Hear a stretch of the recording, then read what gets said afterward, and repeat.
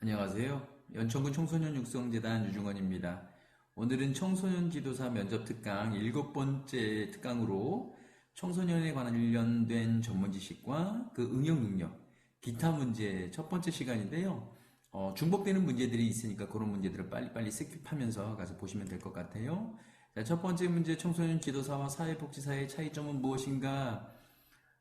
사회복지사는 취약계층 대상으로만 진행을 하게 되지만 청소년 지도사는 모든 청소년들을 대상으로 어떤 복지 서비스를 제공을 한다. 그렇게 생각을 하시면 될 것 같고, 사회복지사는 사회복지사 자격증, 청소년 지도사는 청소년 지도사 자격증이 필요하겠죠. 청소년 지도사는 청소년 수련시설 청소년 단체에서, 사회복지사는 사회복지법인이나 사회복지시설에서 일을 한다는 차이가 있을 거예요. 자, 청소년 수련 활동이 청소년에게 미치는 영향, 좋은 영향을 미치죠. 그러니까 사회생활을 할 수 있도록 도움을 주는 것. 자, 볼게요. 긍정적인 자아상 확립, 대인관계 기술 향상, 민주시민의식 향상, 배양, 건전한 여가 활용, 그 다음에 청소년 문제 및 비행 예방, 이런 내용들을 얘기하시면 됩니다. 자, 셧다운제에 대해서 설명하세요. 자, 요즘 아이들 컴퓨터 중독이 굉장히 많잖아요. 그로 인해서 발생을 한 건데, 게임 접속을 제한하는 제도예요. 청소년, 16세 미만의 청소년 대상으로 그러니까 새벽에 0시부터 6시까지 일부 제한하는 제도예요. 자, 그 다음에 쿨링오프제가 뭐냐라고 물어봤을 때, 쿨링오프제는 교육부에서 만든 게임 제한 제도로, 자, 게임을 시작하신 지 2시간이 지나면 자동으로 게임이 종료되는 거예요. 10분 후 1회에 하나여 재접속 가능하고, 게임 시작 후 1시간이 지나면 주기적으로 경고문이 나타나게 하는 방법을 쿨링오프제라고 얘기를 합니다. 셧다운제, 쿨링오프제. 자, 두드림존에 대해서 설명을 하세요 라고 얘기를 할 텐데, 자, 두드림존은 취약계층 청소년의 자립지원 프로그램인데, 자, 경제, 사회, 심리적 자립에 어려움을 겪는 청소년들에게 올바로 자립할 수 있도록 돕는 토털 자활 지원 프로그램이다 라고 얘기를 해주면 됩니다. 자, 디딤시아 통장에 대해서 설명을 해보세요 라고 하는데, 자, 3만원 저금하면 국가에서 3만원을 지원해서 총 6만원의 돈이 모아지는 자립통장이에요. 말 그대로 빈곤의 대물림을 예방하기 위해서 국가에서 시행하는 거니까 참고하시면 될 것 같아요. 자, 두드림존, 디딤시아 통장. 자, 이번에는 드림스타트에 대해서 한번 설명을 해보도록 할 건데요. 드림스타트는 빈곤 아동의 신체적, 정서적, 사회적 능력 등, 자, 전인적인 발달을 지원하는 새로운 형태의 사전 예방적, 통합적 아동 보호 서비스입니다. 라고 설명을 해주시면 될 것 같아요. 자, 멘토링에 대해서 설명을 해보세요. 여러분 너무 잘 알잖아요. 멘토, 멘티 너무 잘 알죠? 근데 이제 소외계층 초, 중고 학생의 멘티들을 대상으로 대학생 멘토와 연계하여서 학생들이 건강한 성장을 돕는 교육지원 프로그램이라고 생각을 하시면 될 것 같고요. 장점은 유대관계 형성으로 정서적 안정적으로 새로운 지식의 기술을 배울 수 있는데, 자, 단점은 뭐냐면 이런 유대관계가 깨졌을 때 상처를 받고 자립의지가 약해질 수 있다는 거, 이 정도로 설명을 하면 될 것 같아요. 자, 윗센터는 무엇이며 청소년 안전망과 차이점이 무엇인가? 제가 현장에서 보면 윗센터랑 청소년 안전망이 거의 차이가 없어요. 자, 청소년 안전망은 청소년 시설에서 하는 거고 윗센터는 학교에서 하는 건데요. 어차피 전부 다 통합 지원 서비스망이에요. 자, 근데 그 청소년 안전망 같은 경우는 위기 청소년들 대상으로 하는 거지만 윗센터는 일반 학생들도 윗센터를 통해서 행복한 학교 생활을 할 수 있도록 도와주는 그런 서비스라고 보시면 될 것 같아요. 다 비슷하나 윗센터는 학교에서, 청소년 안전망은 청소년 상담복지센터에서 진행을 하고 있다는 거를 기억해 주시면 될 것 같아요.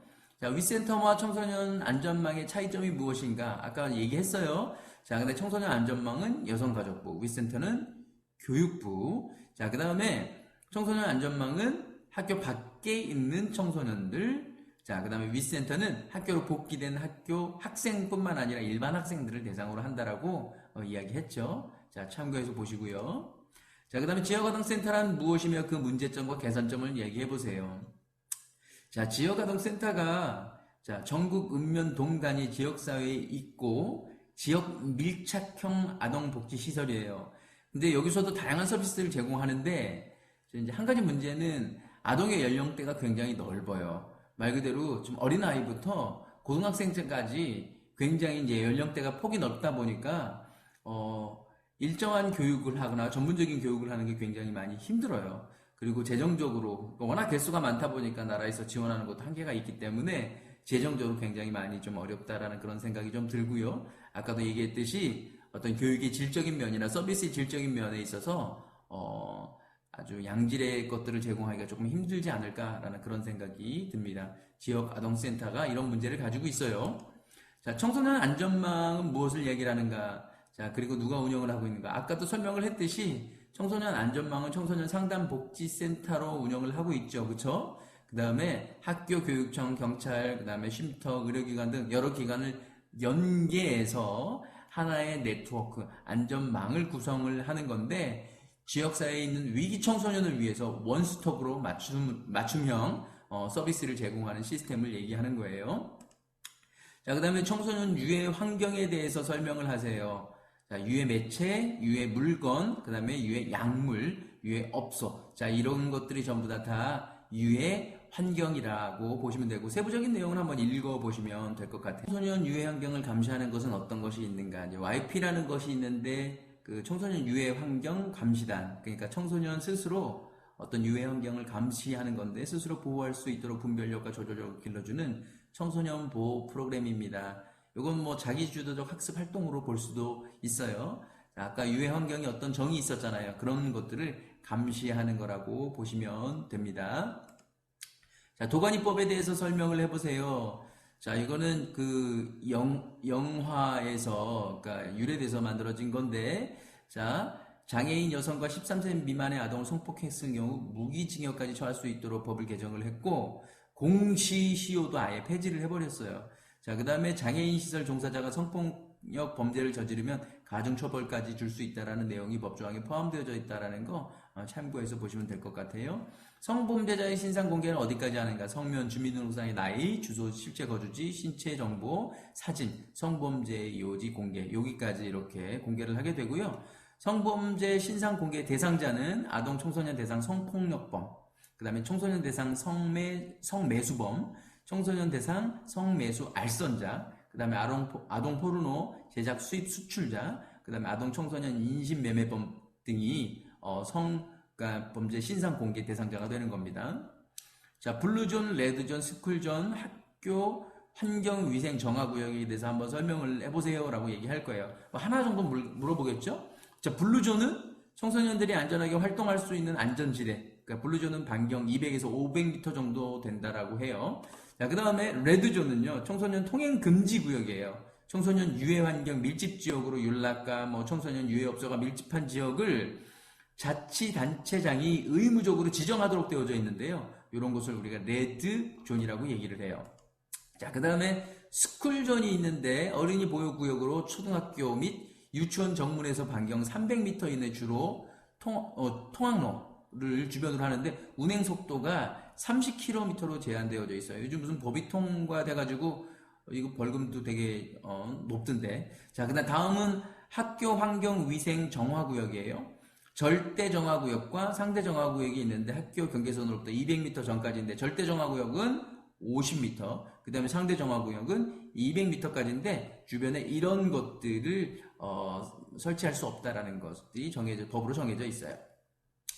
자, 자유학년제라는 게 무엇인가? 예전에는 뭐 자유학기제 그랬었는데 중학교 1학년을 대상으로 그러니까 아예 1년 내내 그러니까 교육 1년 동안 시험을 보지 않고 참여 수업과 다양한 체험 활동을 통해서 학생들의 꿈과 끼를 키우기 위한 교육을 말한다. 이게 이제 자유학년제라고 하고요. 이때는 어떤 것들을 하냐면 진로 탐색 활동, 주제 선택 활동, 예술 체육 활동, 동아리 활동 등을 진행을 하게 됩니다. 자유학년제 기간 동안에는 오전에는 교과 수업들을 진행을 하고 오후에는 학년별로 다양한 아까 얘기했던 이 프로그램들을 진행을 하게 됩니다. 자, 청소년기의 상상 속의 청중, 그 다음에 개인적 우화에 대해서 설명을 해보세요 라고 이제 질문을 하게 될 건데 개별적으로 질문을 하기도 해요. 상상 속의 청중이 뭐예요? 라고 물어보거나 아니면 개인적 우화가 뭐예요? 라고 물어볼 수 있어요. 상상 속의 청중, 자, 청중 속의 우화, 실제로 존재하는 청중이 아닌 가상 속에서 청중을 만들어내고 그들이 모두 누구에게 집중하고 있다? 나에게 집중하고 있다고 믿는 게 상상성의 청중이에요. 자, 그리고 개인적인 우화는 뭐냐면, 자신이 남과는 다르게 좀 특별한 존재여서 자신은 불멸의 존재로 착각해서 무모한 행동을 일삼는 것. 자, 이게 이제 개인적 우화예요. 개인적 우화. 자, 그 다음에 어떤 예가 있냐면 오토바이 폭주족들이 과속을 하거나 헬멧도 안 쓰고 자, 그렇게 다니는 이런 것들이 개인적 우화에 해당이 됩니다. 청소년 육성을 설명하고 각 부분에 대해서 해당하는 법령을 기술하세요. 청소년 활동은 청소년 활동진흥법이고 청소년 복지는 청소년 복지지원법, 아동복지 근로기준법, 청소년 보호는 청소년 보호법, 아동청소년 성보호에 관한 법률, 학교보건법. 잠깐 앞에서 설명한 것 같은데 다시 참고하시고요. 자, 그 다음에 청소년 관련된 근로기준법이 있죠. 자, 최저임금이 얼마인지는 알아야 돼요. 2020년도는 8,590원, 내년도에는 8,720원이라고 하더라고요. 참고하시고요. 자, 최저 근로 연령 취직 인허증. 자, 최저 근로 15세 미만은 근로자로 사용하지 못한다라고 되어져 있죠. 근데 사용할 수 있는 경우는 취직 인허증이 있는 경우에는 가능하다. 따라해 볼게요. 취직 인허증. 그 다음에 자, 연소자 증명서, 가족관계 증명서하고 그 다음에 동의서가 항상 사업장에 비치가 되어져 있어야 된다라는 거 꼭 기억하세요. 자, 최저임금, 그 다음에 취직인허증, 그 다음에 연소자 증명서, 가족관계 증명서, 그 다음에 친권자 후견인 동의서가 사업장에 꼭 있어야 된다는 거 꼭 기억하시고요. 1일 7시간, 주 35시간 이하로 반드시 근무해야 된다. 요거 꼭 알고 계세요. 1일 7시간, 주 35시간 이하로 근무해야 돼요. 청소년 단체에 대해서 설명을 해보세요. 청소년 단체란 활동, 복지, 보호 업무를 주요 업무로 하는 단체라고 되어져 있죠. 자, 앞에서 잠깐 앞에 강의에서 설명한 것 같아요. 한국청소년단체협의회에 대해서 설명을 해보세요. 한국청소년단체협의회 청소년기본법 제40조에 근거해서 자, 회원단체가 행하는 사업과 활동에 대한 협조, 지원과 청소년 지도자의 연수와 권익증진, 청소년 분야의 국제활동, 그 다음에 외국 청소년단체와의 교류 및 지원, 남북 청소년 해외 교포 청소년과의 교류 지원, 지방 청소년 단체 협의회와의 협조 지원 등. 자, 그 다음에 한국 청소년 상담복지 개발원에 대해서 설명을 해보세요. 자, 청소년 기본법 42조를 근거로 해서 자, 연구개발, 상담 사업의 시범운영, 상담 자료의 제작 보급, 자, 상담기관 상호 간의 연계 지원, 자, 그 다음에 부모 교육, 그 다음에 지도 및 지원 등을 한다라는 걸 기억해 주시고, 한국청소년정책연구원, 이 연구하는 곳이잖아요. 그렇죠? 아동 청소년 정책을 전문적으로 연구하는 국책 연구기관이에요. 자, 그 다음에 청소년 활동진흥원이 하는 일이 무슨 일이냐? 굉장히 많은 일들을 하는데요. 체험활동의 활성화, 보급자, 프로그램의 개발에 보급평가 시범운영, 그 다음에 청소년 육성에 필요한 정보 등의 종합적인 관리 제공, 그 다음에 청소년 관련 기관 및 시설과의 연계 지원, 지도 평가, 그 다음에 수련시설의 위탁 유지 및 관리 운영, 그 다음에 청소년 지도서 양성 교육 및 교류 진흥, 그 다음에 국내외 청소년 교류 활동 진흥 지원, 그 다음에 청소년 특별회의를 운영을 하네요. 수련활동 인증 제도를 운영을 하고 성취 포상 제도도 운영을 합니다. 자, 어울림마당, 동아리 활동, 청소년의 달 행사 운영 지원을 하고 있고, 청소년 수련시설 종합안전, 그 다음에 위생점검 지원 및 안전 관련 컨설팅 홍보를 하고 있어요. 숙박형 등 청소년 수련활동 계획의 신고 지원에 대한 컨설팅 및 교육도 진행을 하고 있습니다. 굉장히 많은 일들을 하고 있어요. 규모도 굉장히 크고요. 성매매 근절 대책기관에서 해야 하는 가장 중요한 일이 무엇이냐? 다양한 예방 교육에 필요하고, 그 다음에 성매매 근절을 홍보를 하는 것이 필요해요. 세부적 내용들은 얘들은 한번 참고해서 보시면 될 것 같고요. 창의적 체험활동에서 기관 연계 시의 가장 중요한 부분은 무엇인가? 앞에 한번 나왔던 건데요. 자, 자발성과 공동체성을 기반으로 학교와 가정과 지역사회가 함께 엮이는 연계망을 구축하는 게 가장 중요하다라는 요걸 설명해주면 될 것 같아요. 일반적인 조금 답이고요. 이건 여러분만의 답을 이야기하시는 것이 바람직할 것 같습니다. 자, 셧다운제에 대해서 아까 이제 설명을 잠깐 했는데, 요건 대상별로 좀 다르게 했어요. 부모는 굉장히 찬성을 하겠죠. 그죠?